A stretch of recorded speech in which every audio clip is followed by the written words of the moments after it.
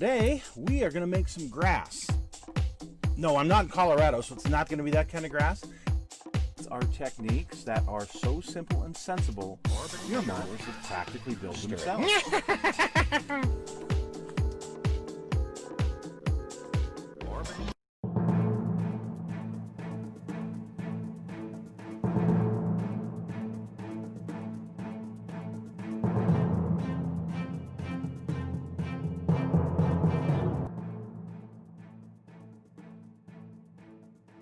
Arr, mateys, it's Mad Dog Merv, and it's hotter than a pistol outside.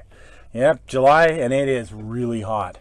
But speaking of hotter than a pistol, I got something real interesting, and sorry for the pirate talk, but hey, wait till you see what I got.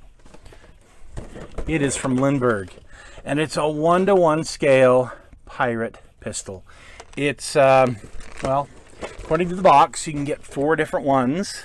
The blunderbuss looks pretty good. The French wheel lock looks pretty neat as well, but I happen to get the Flintlock. You know, come on, what says 1700s like a Flintlock? So, pick this up. It's, like 18 bucks, pretty cheap, but let's open it up, shall we? Arr, let's see what we got in here. Let's see what kind of treasure there be. Sorry, it just got me in the piratey mood. So, opening this up, looking at the instructions, pretty simple and straightforward. Okay, there's like 8 steps to putting this thing together, and the 9th is painting it. There is going to be some painting involved, but no decals, so yay for me.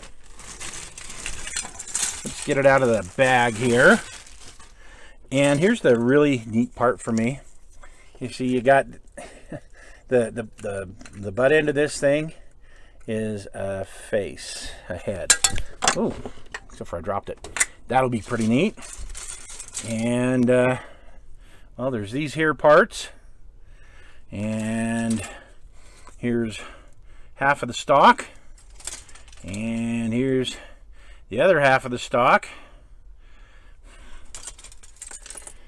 The trigger guard,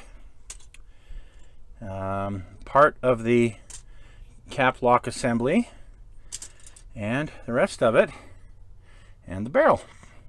And that's it. That's all there is to this. So you hear me talk a lot about these weekend builds, how it'd be nice every once in a while just to have something, different to do, because, well, we get into these some of these major builds that take months and months, and we just kind of get burned out from it. Well, you hear me talk a lot about these weekend builds here on the channel, and guess what? So it's Friday afternoon, it's almost 5 o'clock, and I just opened this thing up. We're going to build this. So on the Kit Hoarder Stash today, not only do you get to, kind of see this because it's pretty simple, but we're going to build it as well. So stick with us, and let's take a look at our pirate pistol. Arr! Okay, here we are on Saturday morning, and we have assembled the pistol. How about that?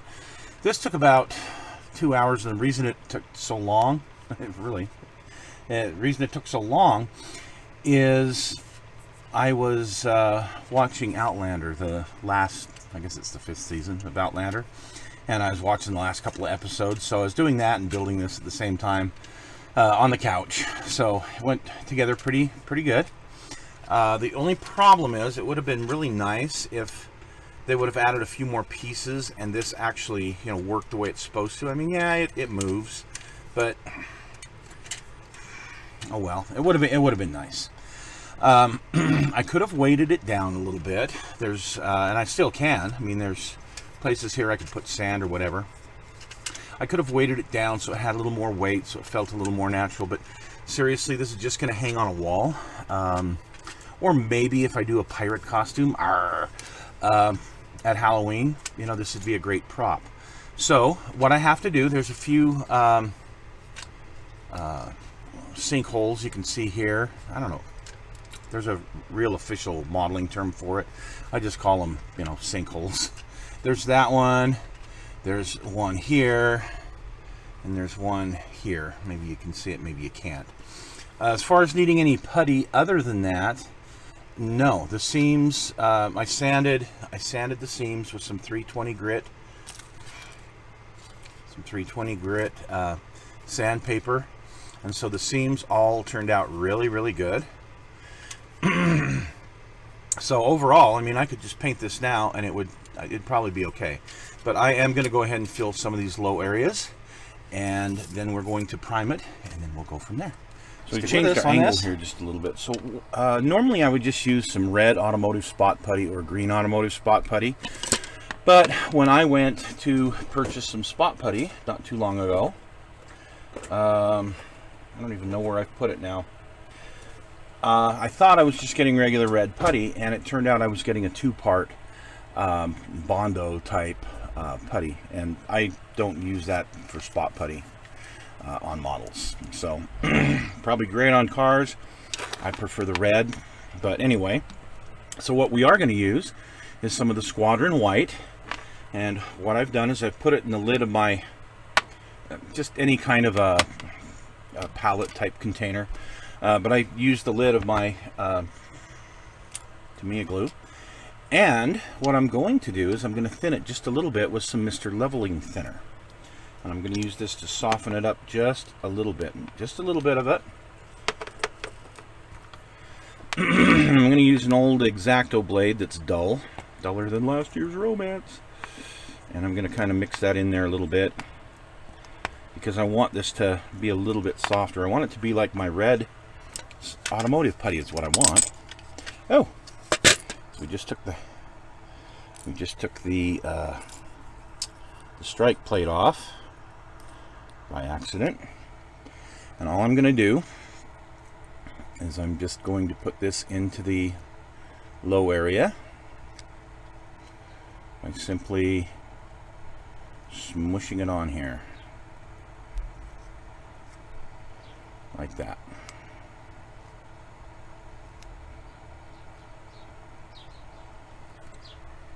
See, that's how I've gotten that. I'll do the same thing to these other little sinks that I've got, because the pistol being wood probably wouldn't have a sink just like that. White putty dries pretty quick. With the Mr. Leveling Thinner, it does retard it just a little bit, but not much. This will be ready to go in maybe a half hour. Probably sooner, but I'm going to give it a half hour. I'll just kind of work it in there. And anywhere else I want to put putty? Yeah, down here.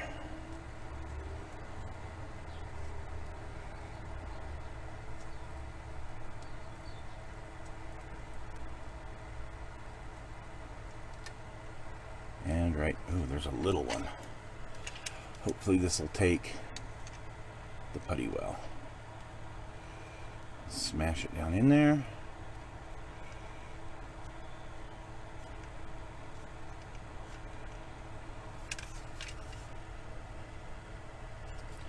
Funny, I don't have to putty seams on this, but I have to putty where things didn't quite mold right. That's okay. Oh, and there's one right here on the trigger guard. A deep one on the trigger guard.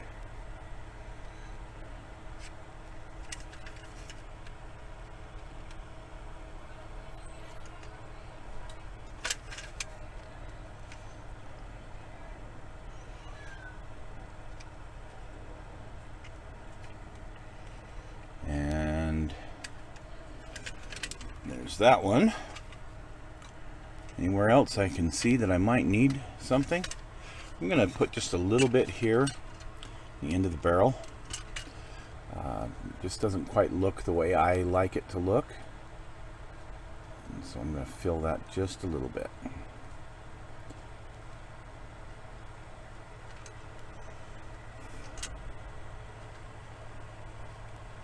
I hate trying to be a perfectionist, because then it'll never be right. Okay, there we go. On to the next. All right, so we've got the well, it's mud is the color.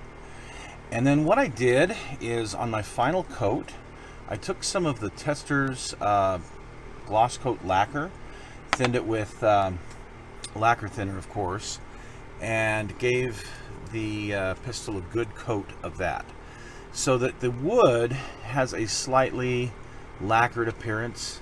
It'll have a slight sheen to it, which is what it should, because, well, they would lacquer the wood, you know, they'd carve it and, you know, lacquer it. So it's also going to make it pretty easy for me to start using some of my you know, my weathering colors on it, because those are acrylics and should not harm the finish of this paint. So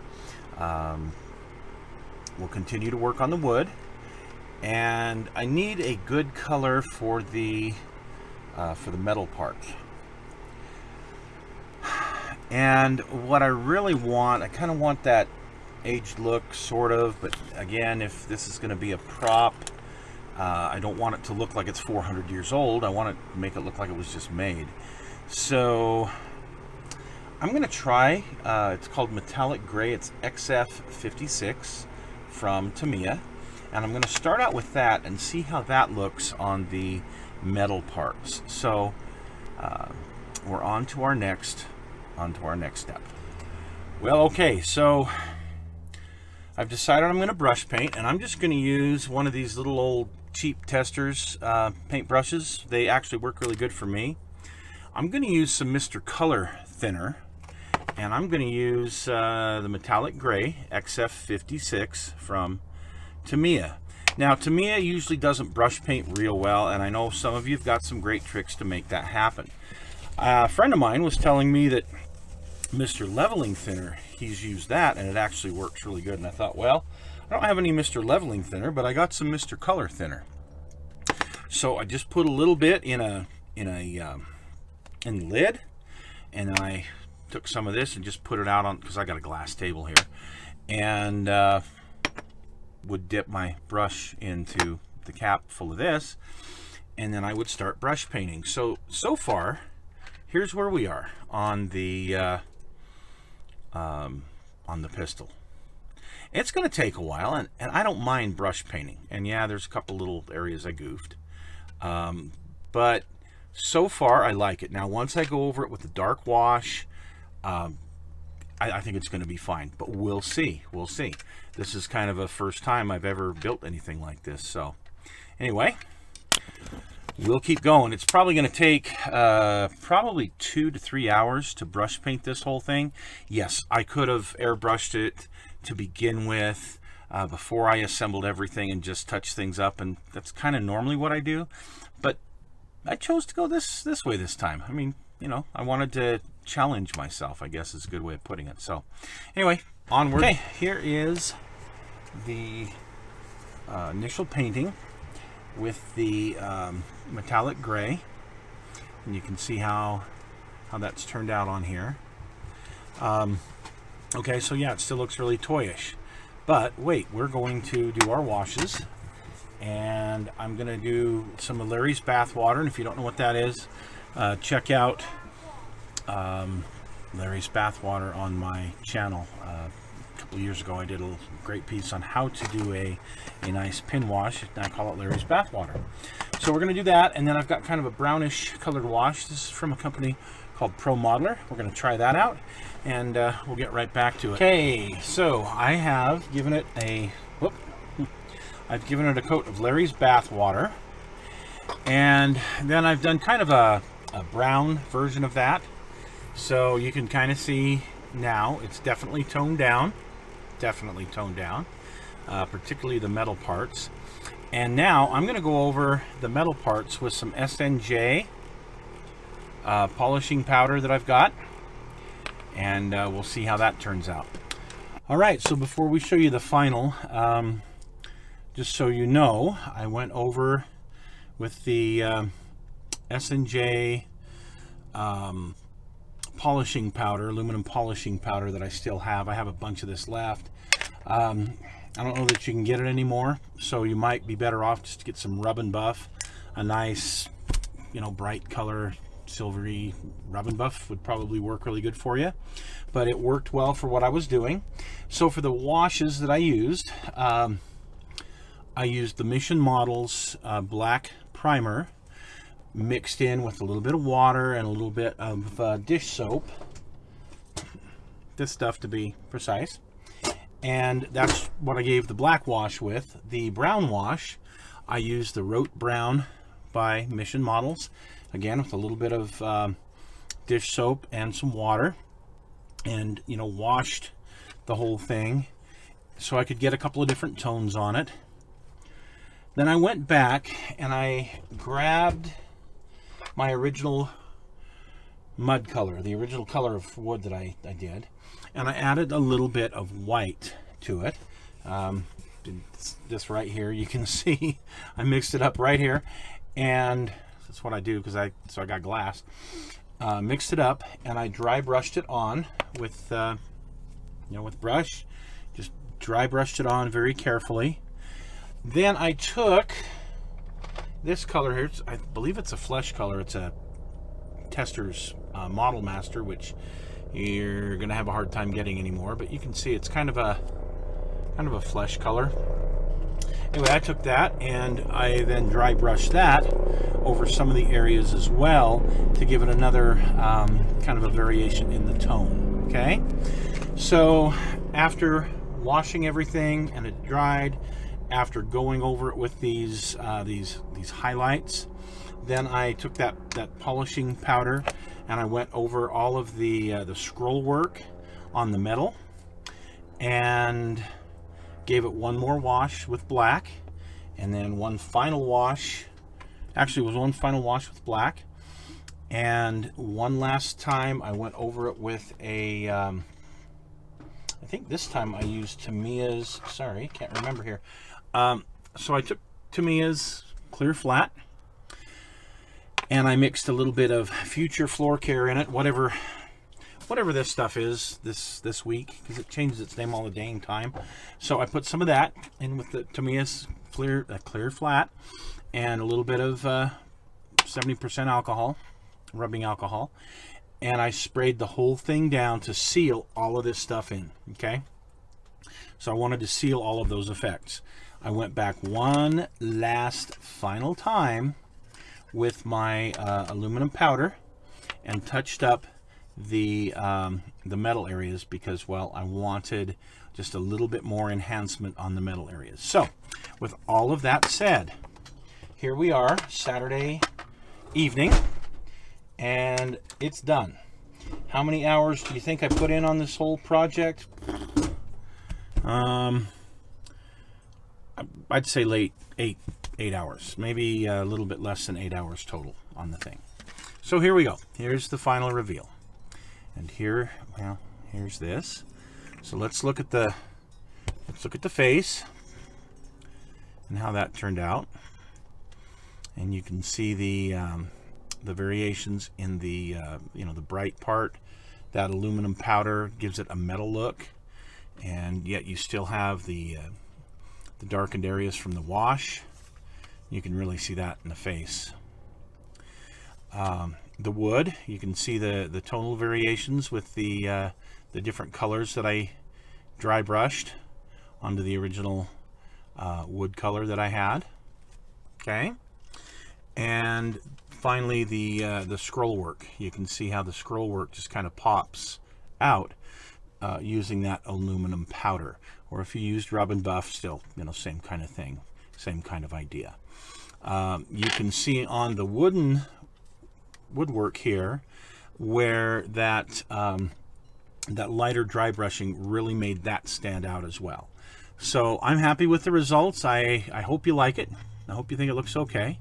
I sure like it. I think it's going to be a fun little prop to have, and I'm probably going to get another one or two in the series, because this is just kind of a cool thing to have, and for a pirate outfit at Halloween, I think this would be great. So anyway, thanks for joining us, folks, and we'll have something else really fun on the Kit Hoarder Stash next week. Take care.